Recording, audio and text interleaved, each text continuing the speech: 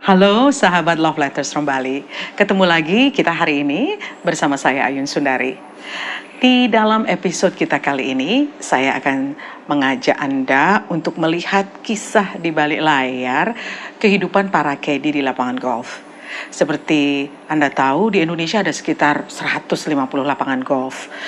Di Bali sendiri ada sekitar lebih dari 5 lapangan golf yang mempekerjakan banyak sekali pekerja dan juga profesi yang disebut dengan caddy.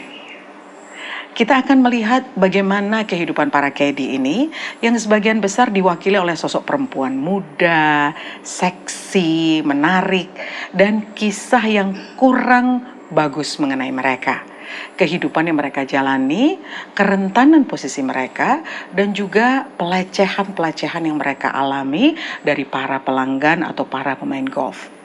Untuk mengungkap hal itu, hari ini saya mengundang tamu saya, Bunga, seorang caddy dari lapangan golf, bekerja sudah sekitar 13 tahun di Bali, dan ada juga sosok Bening Pratiwi yang mewakili sebuah lembaga swadaya masyarakat, Sri Kandi Justice, yang memberikan bantuan hukum begitu ya untuk para perempuan.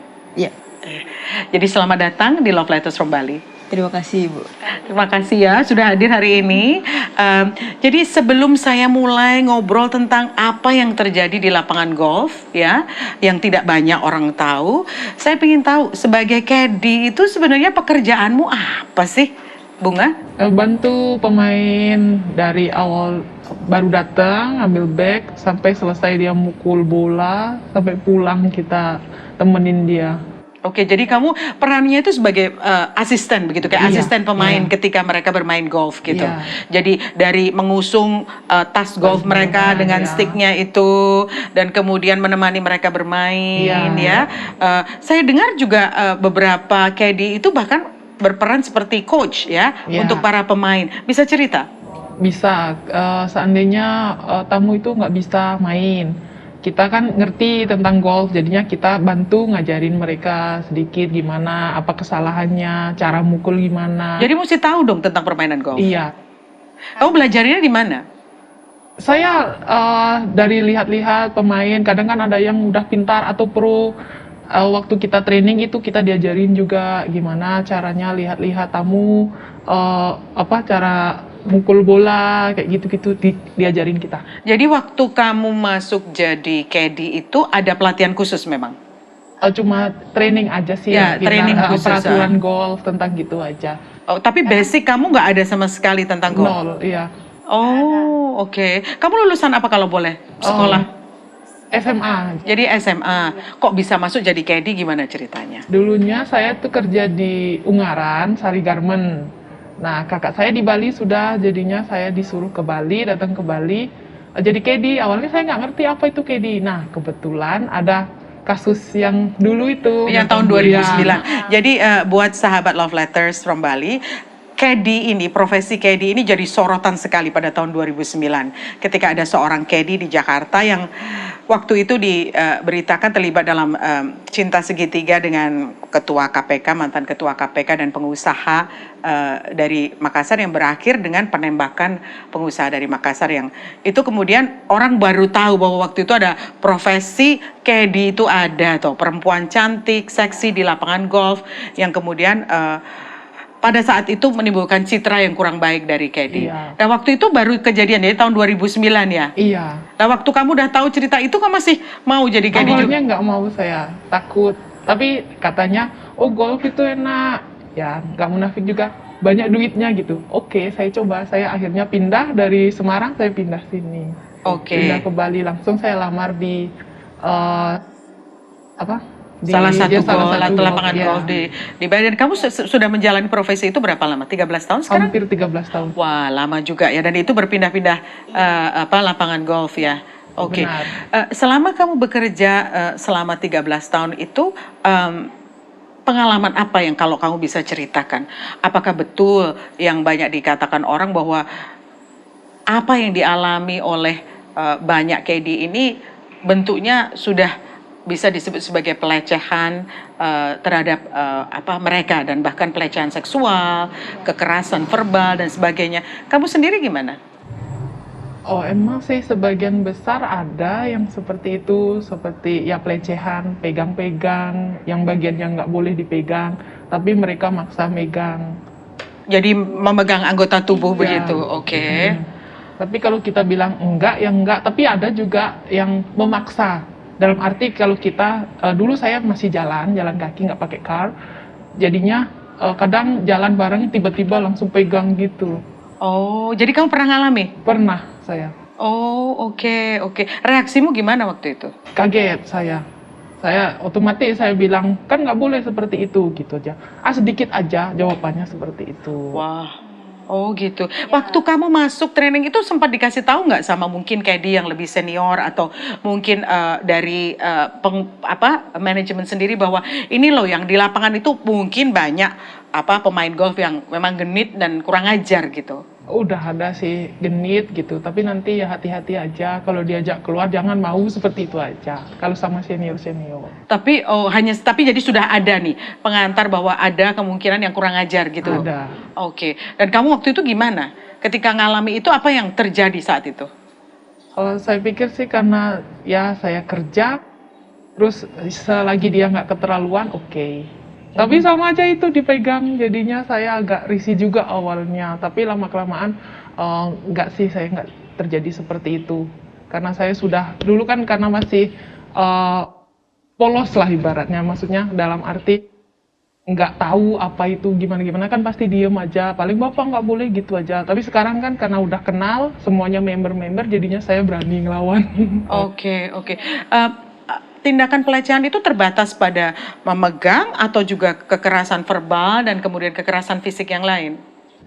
Kekerasan fisik itu nggak pernah sih, cuma saya pernah dengar sampai Kedi dipukul pakai stick, saya pernah dengar.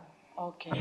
Terus ditampar juga pernah, tapi tidak terjadi pada saya nggak pernah. Oke. Pernah seperti itu. Dan kalau maki-makian gitu, saya ada sempat sebelum kita ketemu hari ini saya banyak membaca ya. Iya. Untuk tahu lebih banyak saya banyak membaca bahwa kalau mereka itu lagi tidak senang hati, itu umpatan-umpatan itu umum terjadi. Itu apa betul? Betul sekali. Apalagi kalau dia taruhan, biasanya kan pakai uang main gitu. Itu biasanya kamu nggak mandi ya, kamu bikin sial gitu. Atau kalau kita salah lain gitu, kita dimarahin. Kalau dia salah mukul, kita yang disalahin. Itu udah normal. Oke. Seperti itu. Kalau ngadepin kayak gitu, bagaimana kamu? Dan teman-temanmu? Karena aku rasa ini kan bukan kejadian sama kamu saja. Apakah pernah temanmu curhat dan apa yang mereka lakukan? Diem saja sih, kita kan nggak berani ngelawan gitu. Kalau kita dimarahin gitu pasti kita diem, paling bilang maaf pak, seperti itu. Jadi yang salah bukan kamu tapi kamu yang minta maaf? Iya bener. Oh. Karena pikirnya kan yang penting tamu nggak komplain ke manajemen. Kalau udah komplain ke manajemen pasti tetap kita aja yang salah karena anak bawahan kan gitu. Jadi pernah nggak kamu ngobrol ke manajemen gitu bahwa ini loh kejadian kayak gini nih umum terjadi, kita ada perlindungan apa dari manajemen kalau ada apa-apa? Nggak pernah sih, karena kita punyanya hanya KD Master aja. Tapi kalau sama KD Master itu paling ya sabar gitu aja. Saya juga nggak pernah dikasih tahu harus begini-begini, nggak ada sih. Paling cuma sabar. KD Master tuh artinya kayak supervisor para KD gitu? Iya, kepala KD. Oh, kepala KD iya. gitu. Kalau di lapangan golf yang sekarang kamu kerja itu ada berapa KD? Kita hanya karena driving range, backdrop aja 6 orang. Oh, jadi yang backdrop lainnya itu laki-laki. ngangkat, ngambil tas dari itu berat ya? Berat, tapi saya lebih nyaman di situ daripada jadi KD harus panasan, hujanan, kadang dimarahin, kadang aduh ya begitulah, susah. Susah dijelaskan. Oh, jadi kamu sekarang hanya di driving range itu tempat untuk berlatih golf ya? Iya. Orang tidak perlu jalan ke lapangan ya? Jadinya nggak harus kontak fisik. Maksudnya bukan kontak fisik, nemenin dia ngobrol apa, nggak hanya bawain bag, naruh, selesai, bawa bag ke mobil, udah. Kerja KD itu fisiknya berat nggak sih? Kerja fisiknya berat nggak? Iya, kalau kita kan kadang jalan kaki, hujan-kehujanan, panas-panasan, kadang nggak bisa main kanan kiri, harus cari bola, harus ketemu bolanya. Kalau dapet tamu yang agak-agak juga ya kan bolanya harus ketemu, gimana caranya harus ketemu. Walaupun di semak-semak kita nyari, pernah saya nyari ada ular gitu, aduh seperti itu. Oke, oke. Dan yang apa yang dipanggul itu konon berat ya? Iya berat. Berapa kilo kira-kira itu kalau manggul itu? Wah, lebih dari 15 kiloan mungkin ya. Dan itu satu set permainan golf itu berapa jam? Ada Sampai 18 lobang, misalnya 18 lobang itu berapa? minimal 4 jam sampai 5 jam. Dan itu dalam terik dan hujan, Iya, kamu memanggul iya, itu, iya. menemani. Hujan badai pun kalau tamunya masih lanjut tetap gas. Oke, oke. Oke, sekarang kita ngomongin kerjaannya udah. Dan Iya. itu tidak semudah yang dibayangkan ya. Iya. Yang menarik buat saya, pekerjaan itu fisik berat ya. Tapi yang hampir semuanya yang bekerja sekarang kebanyakan caddy itu perempuan-perempuan muda ya. Iya. Yang usianya sekitar awal-awal 20-an. Iya, di bawah 25. Oh, memang ada syaratnya? Iya. Sekarang udah harus muda di bawah 25.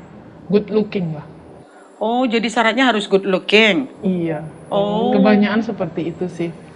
Jadi profesi ini bukan profesi yang bisa berkelanjutan kalau kamu sudah berusia lebih dari 30 tahun dan nggak menarik, dianggap nggak menarik, nggak bisa lagi jadi caddy dong. Kalau dia sempat resign, balik lagi mungkin nggak bisa. Tapi kalau udah dari lama, dari muda sampai mungkin berumur, masih di situ, masih tetap Bisa. dipertahankan, bisa. Oke, oke.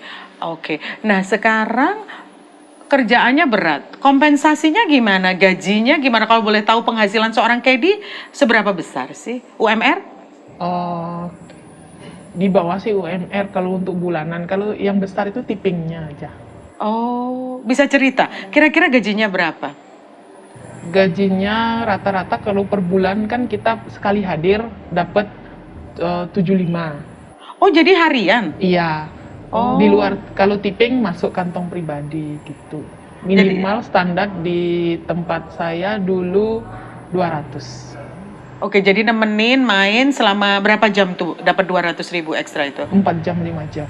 Oh, 4 jam 5 jam kamu dapat tip 200.000. Iya. Dan itu masuk ke kantongmu. Iya. Tetapi perusahaan hanya membayar kamu setiap kali kamu datang itu 75.000. Iya. Bukan per jam. Bukan. Oke. Satu hari itu per handle tamu.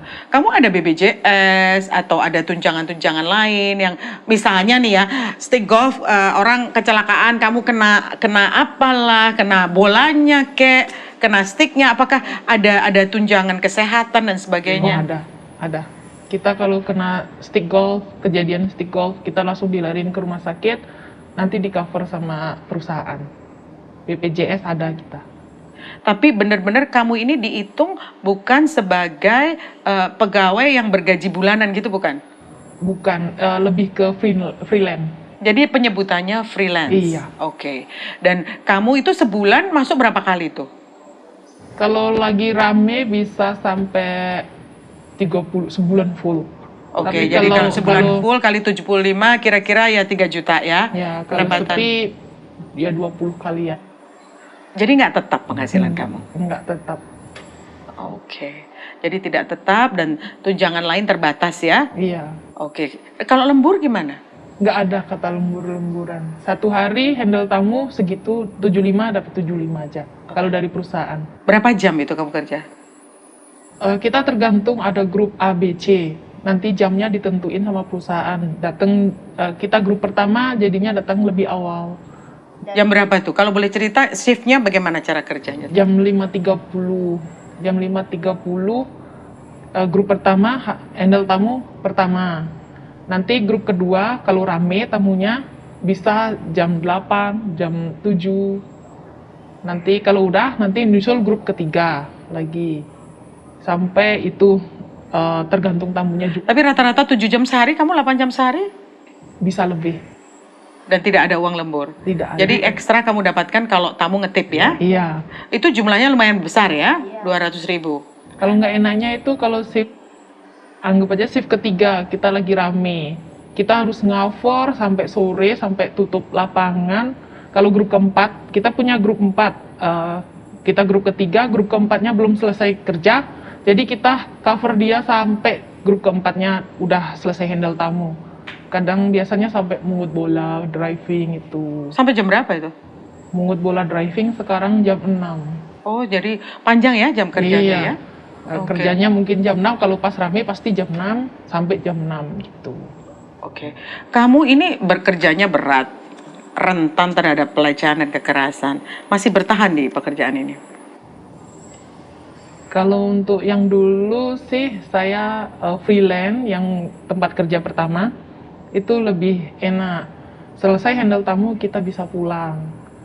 Terus nanti kalau ada tamu yang booking nanti kita bisa datang. Ada bookingan jam sekian kita bisa datang. Tapi kalau yang sekarang enggak. Makanya saya bertahan yang kedua ini kira-kira hanya 1 tahun saja. Terus pindah yang sekarang. Oke, dan ini kamu merasa lebih baik? Iya. Saya itu mendengar, karena kecilnya pendapatan yang didapat, jadi salah satu cara Kedi untuk mendapatkan penghasilan tambahan adalah membiarkan dirinya diperlakukan dengan tidak senonoh. Karena dengan diperlakukan tidak senonoh maka akan ada duit ekstra. Sampai kemudian citranya Kedi itu tidak bagus. Apa betul?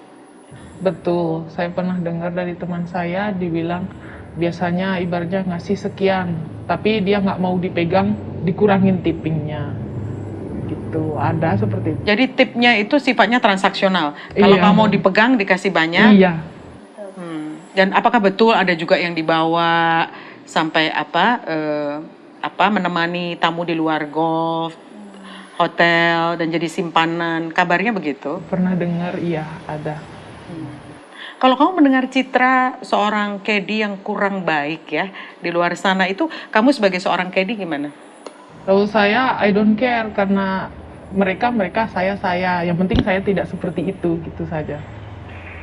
Dan keluargamu oke? Aku dengar kamu punya pacar. Pacarmu oke kamu nerusin kerja jadi Kedi? Iya, selagi saya nggak yang macam-macam, sekedar kerja, selesai, dapat uang, ya udah pulang, itu aja. Oke. Kalau harapanmu gimana? Dalam arti harapan. Dalam harapan kamu untuk nasib para pekerja Kedi seperti kamu itu apa yang kamu harapkan? Perlakuan seperti apa yang kamu harapkan? Ya, biar lebih baik lagi, jangan, ya harus ada undang-undang juga sih, jangan terlalu pegang-pegang, diajak keluar. Tapi kalau yang seperti itu kita susah juga sih, karena kan ada yang mau, emang niatnya seperti itu, nakal dalam arti nakal gitu, ada juga. Ya, biar nggak terjadi lagi, pegang-pegang itu, terus nampar, ngamplong pakai stick itu, biar nggak terjadi seperti itu. Oke. Biar nggak terjadi kekerasan lagi. Tapi perusahaan sendiri untuk para pemain golf itu kamu ngelihat nggak ada panduannya yang boleh dan tidak boleh dilakukan gitu sebelum mereka main? Kan biasanya kalau kita mau menyewa tempat atau apa kan ada aturannya tuh ya, ini yang boleh dan tidak boleh dilakukan. Kedi kan manusia, bukan bagian bukan properti, bukan lapangan gitu kan, yang mungkin ada nggak kamu ngelihat bahwa ada upaya dari pengusaha untuk ngasih tahu yang boleh dan tidak? Nggak pernah saya lihat seperti itu. Peraturan gitu tidak pernah. Paling peraturan golf saja, apa saja, rintangan apa, penalti berapa itu saja. Kalau untuk hal yang seperti itu belum pernah. Dan untuk Kedinya sendiri ada nggak pelatihan bagaimana, apa sih yang disebut dengan pelecehan seksual, apa sih yang disebut kekerasan, dan kalau mereka mengalami mereka harus ngapain, peran manajemen seperti apa itu kamu dapatkan nggak? Pernah sih kalau gitu tolak saja gitu, dikasih tahu seperti itu saja. Tolak saja, sabar saja. Ya tolak, jangan mau, jangan gimana, seperti itu saja. Nggak ada peraturan khusus tercatat gitu, nggak ada. Menurut kamu kalau ada peraturan itu akan membantu? Mungkin ya membantu, kan bisa kita lapor ke manajemen kalau seperti itu. Oke. Ya. Oke. Sekarang saya mau beralih ke Bening. Nih kisahnya seperti ini ya. Ya. Dan kamu saya dengar terlibat organisasi Srikandi Justice ini terlibat karena memang ada laporan mengenai kekerasan ya atau pelecehan seksual di lapangan golf. Sejauh mana kamu sudah melakukan investigasi ataupun pendalaman informasi yang kamu dapat? Untuk saat ini karena ini satu bidang yang baru untuk kami, Bu. Dari Srikandi Justice sendiri kami sebenarnya fokus ke perlindungan anak dan perempuan. Itu kami lebih fokus ke korban kekerasan dalam rumah tangga.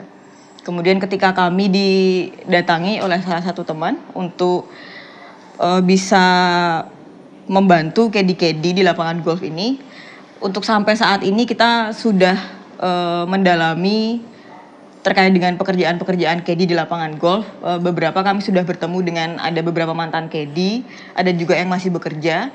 Dari situlah kami berangkat karena dari tim Sri Kandi Justice sendiri ada beberapa yang memang pemain golf, ada beberapa yang tidak. Nah, saya adalah salah satu yang tidak. Jadi saya tidak tahu di lapangan itu seperti apa, caddy itu bekerjanya bagaimana, kemudian pemain golf itu bagaimana, tingkah lakunya di lapangan golf, pekerjanya bagaimana. Itu kita mulai menggali terkait dengan ada tidak sih di sana terkait dengan peraturan. Pertama, SOP-nya seperti apa sih menjadi caddy, seperti tadi diterangkan. Pertama kita dapat informasi bahwa menjadi caddy itu ternyata kita menemukan ada beauty standarnya di sana, Bu. Walaupun sebenarnya secara prinsip caddy itu adalah semacam coach di lapangan, pemandu di lapangan, yang kadang-kadang asisten atau pemandu di asisten. lapangan. Kalau masih ada pemain golf yang amatir atau masih baru, mereka malah yang ngajarin, kan seperti itu. Tapi kemudian beralih oleh pemain golf ini, beralihlah mereka tidak seperti pemandu di lapangan lagi atau asisten di lapangan lagi. Kami menemukan beberapa hasil wawancara kami dengan beberapa caddy di lapangan golf di Bali. Memang ada beberapa yang bahkan sering, Ibu, mereka mendapatkan pelecehan verbal dari pemain. Itu apa? Makian, umpatan? Apapun, makian, umpatan, godaan-godaan juga, catcalling, semacam itu. Bahkan sampai ada yang terlalu keterlaluan ya, terlalu kasar dan mengarah ke seksual, itu yang kemudian membuat kita ini lapangan ini atau pekerjaan ini sangat rentan sekali. Dan ketika kami dalami dari narasumber yang kita wawancarai, mereka tidak terlibat dalam serikat pekerja sama sekali, dan di dalam perusahaan pun mereka tidak terikat dengan kontrak sehingga mereka dianggap sebagai freelancer. Padahal jam kerja mereka bahkan lebih daripada pekerja tetap. Jadi tidak ada kontrak? Tidak ada kontrak. Itu yang kami temukan. Tidak ada kontrak, tidak ada. Mereka mendapatkan training, tapi ketika di lapangan jarang kemudian yang mempunyai SOP bagaimana sih menertibkan sebagai caddy dan menertibkan pemain-pemain golf ini supaya tidak kelewatan dalam bertindak ke caddy-nya. Kemudian kami juga menemukan tidak hanya ke catcalling, pelecehan secara verbal, tapi juga sudah main fisik, Bu. Mulai dari awalnya dari verbal dulu, kemudian dari pemain golf ini merasa caddy-nya aman-aman aja nih, oke-oke aja gitu. Kemudian beralih ke pegang-pegangan tangan. Kemudian mulai cium-cium dan lain sebagainya. Kemudian escalate dan lain sebagainya. Ada salah satu narasumber juga yang memang pernah diajak untuk berhubungan seksual juga. Nah, di sana kami dari beberapa wawancara itu perwakilan dari beberapa taman golf yang di sini. Dari situlah kami kemudian mendapatkan gambaran yang lebih jelas lagi. Kebetulan juga salah satu tim kami itu pemain golf di Jakarta juga. Jadi tidak jauh berbeda ternyata kenyataan di lapangan golf di Jakarta dengan lapangan golf di sini. Jadi dari situlah kami berangkat, kami membandingkan dan menghubungkan cerita-cerita dengan dari narasumber di sini, cerita-cerita dari pengalaman dari Jakarta. Kemudian kami mengarahkan saat ini kan ada satu undang-undang baru yang saat ini sedang banyak seharusnya disosialisasikan terkait dengan tindak pidana kekerasan seksual. Yang di sana itu bahkan tindakan kekerasan secara verbal pun diatur dan ada tindak pidananya. Nah, setelah kami study atau research, kemudian kami memutuskan untuk karena kami tidak semuanya terlibat di lapangan golf atau pemain, atau kami juga belum saat ini belum merangkul semua caddy yang bisa kita temui. Jadi kita melakukan studi untuk proyek penyuluhan atau sosialisasi terkait dengan tindak pidana kekerasan seksual di lapangan golf yang saat ini sedang kita lakukan pendekatan dari seluruh pemilik lapangan golf di Bali.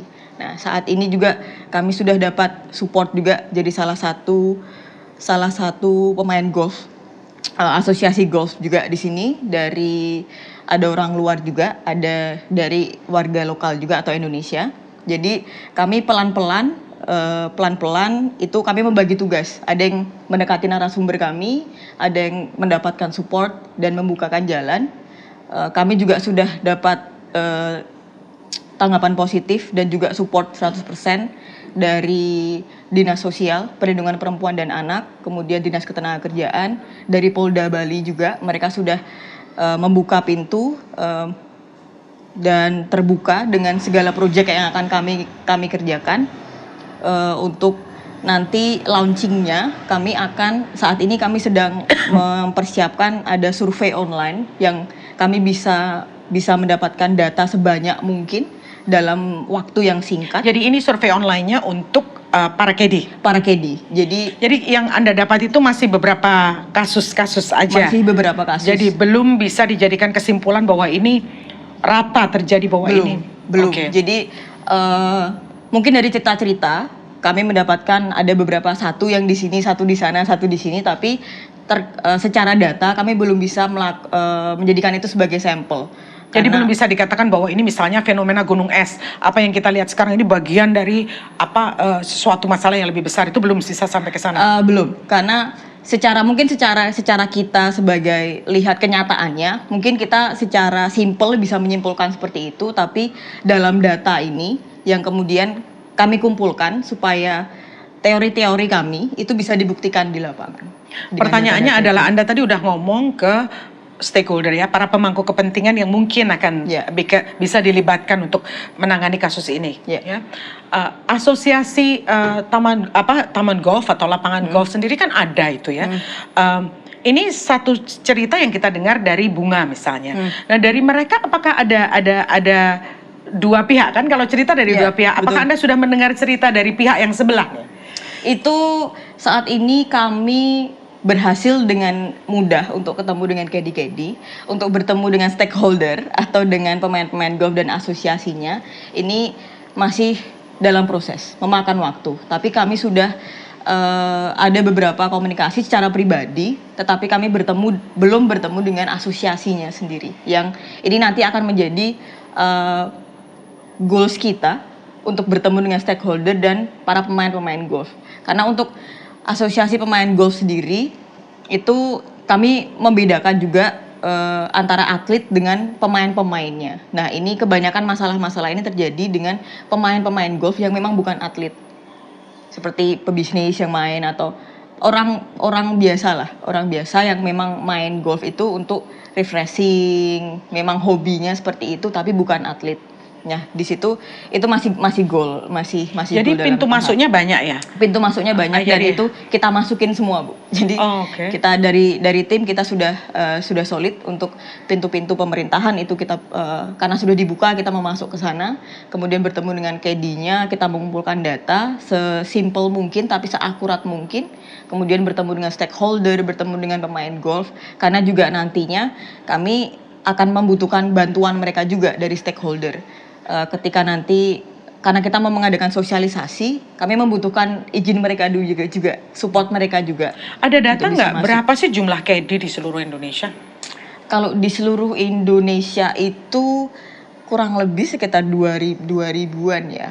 Oh, banyak ya. Kalau di sini itu under 500. Okay. Under 500 itu untuk, karena kami di Bali, base-nya di Bali dan touch base-nya lebih mudah di Bali, kami akan mulai campaign ini itu dari Bali, yang kemudian nantinya akan kita luaskan lagi, itu kita akan masuk ke Jawa. Tapi belum pernah emang ada gerakan gitu ya untuk mencoba melihat kasus ini di luar yang sedang Anda coba kerjakan sekarang? Kalau dalam segi pelecehan seksualnya ada banyak, Ibu. Tapi kemudian ke tenaga kerja banyak. Tetapi khusus untuk di lapangan golf dan juga untuk melindungi dan mendampingi KD-KD, untuk saat ini kita belum pernah menemukan. Dari data awal yang sudah diperoleh, kira-kira kesulitan apa yang akan kamu hadapi dalam menangani kasus ini? Dalam perhitungan kami, halangan yang terbesar adalah dengan stakeholder nantinya. Terkait dengan pengumpulan data, kami optimis akan bisa mendapatkan data karena kami melakukan itu secara serempak dan kita bisa mendapatkan data itu sebanyak mungkin dan sedetail mungkin. Kami tidak hanya akan melakukan survei secara online, Ibu. Nantinya untuk tahap kedua, kami juga akan mendalami itu secara personal. Karena sampai dengan saat ini kami belum pernah menemukan Kedi yang mendapatkan tindakan dugaan pelecehan seksual atau itu melaporkan ke kepolisian. Belum pernah ada kasus yang dilaporkan. Belum pernah ada. Khususnya di Bali, setelah kita konsultasikan dengan Polda di bagian perlindungan perempuan dan anak, belum pernah ada kasus Kedi melaporkan atau mengadu terkait dengan dugaan tindak pelecehan seksual. Dan dari survei ini tidak hanya data yang akan kami kumpulkan, tetapi juga database untuk bisa kami mendampingi satu persatu. Jadi kami tidak hanya kemudian mengumpulkan, kemudian kami dapat data, kemudian tidak akan ada follow up. Kita akan melihat satu persatu data itu, kemudian kita akan follow up secara personal dari kasus per kasus dan kami akan mendampingi secara pribadi supaya mereka bisa speak up. Antara sekarang dan waktu itu ya, ini kan sekarang lagi proses ya. Apa yang bisa Anda kerjakan dengan data-data awal yang sudah Anda punya ini? Apa yang sudah bisa Anda kerjakan secara konkret untuk melakukan sesuatu? Untuk data-data itu saat ini kami baru bisa menargetkan lapangan golf mana yang paling rentan. Paling rentan yang mana? Dari situlah kami berangkat untuk penyuluhan. Kami menargetkan untuk lapangan golf yang paling rentan, kita akan lari ke sana. Supaya istilahnya mereka kena pecutan sedikit lah, kena teguran sedikit lah. Karena juga kita tidak hanya sendiri, kita dapat dukungan dari law enforcement juga di sana. Dan kita bukannya mau ngajak berantem atau berselisih atau apa, kita mau membantu pekerja-pekerja yang memang mereka itu punya hak pekerja.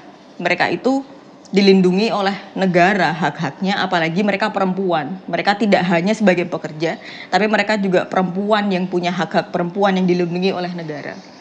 Jadi kami masih meminta, kami masuk ke sana dari stakeholder itu, kami masih masuk secara istilahnya masih baik-baik, masih baik-baik ke sana. Kita masih minta dukungan supaya mereka juga nantinya itu kita bisa bersama-sama membuat campaign ini untuk lapangan golf ini bersih dari pelecehan seksual. Itu goals long term kami. Tidak hanya kemudian kami dapat kasus, kemudian kami dampingi, kemudian ini akan menjadi permasalahan hukum dalam short term atau medium term. Jadi ada tujuan jangka panjang supaya lapangan golf bebas dari pelecehan seksual dan jadi tempat kerja yang aman, karena itu juga merupakan salah satu kewajiban pemberi kerja, memberikan lingkungan kerja yang aman dan nyaman untuk pemberi kerjanya. Saya membaca satu artikel yang cukup kritis mengenai kasus ini, karena kasus ini sudah banyak mendapat perhatian ya. Memang sporadis sih, tidak ada sebuah gerakan khusus yang sekarang fokus kepada penanganan dugaan kekerasan seksual dan untuk para Kedi. Jadi ada usulan agar ada peraturan pemerintah misalnya ya, yang memberikan perlindungan. Misalnya dari syarat-syarat pekerja aja yang tidak mengutamakan fisik misalnya. Karena mengutamakan fisik kemudian konotasinya adalah mereka ini objek seksual. Ya kan? Seberapa penting menurut Anda adanya peraturan pemerintah yang mengatur dari masalah perekrutan aja mulai ya, kemudian dari perlakuan ya. Seberapa penting adanya peraturan pemerintah? Sebenarnya terkait dengan aturan pemerintah, Bu, di bawah Undang-Undang Ketenagakerjaan atau Undang-Undang Cipta Kerja dan juga Undang-Undang Tindak Pidana Kekerasan Seksual. Di dalam Undang-Undang Ketenagakerjaannya saja itu tuh menggunakan asas non diskriminasi.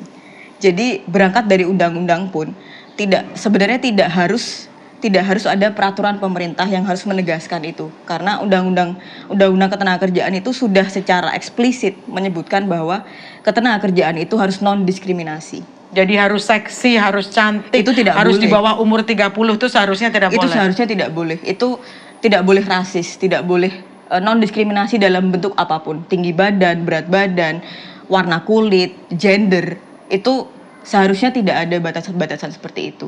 Ketika diperlukan peraturan pemerintah itu diperlukan karena masih banyak terjadi pemberi kerja itu masih diskriminatif kepada tenaga kerja. Dan bukan hanya di lapangan golf, ini Tidak umum. hanya di lapangan golf, ini umum. Sekarang Bunga, aku mau nanya, kalau kamu sendiri ketika kamu daftar pekerjaan ini ya, kemudian lihat syaratnya seperti itu tuh gimana kamu sebagai pelamar kerja waktu itu? Waktu itu saya dibantu sama kakak saya punya temennya Kedi, jadinya saya gampang bisa masuk. Oke, tapi kamu kalau melihat syarat begitu bagaimana?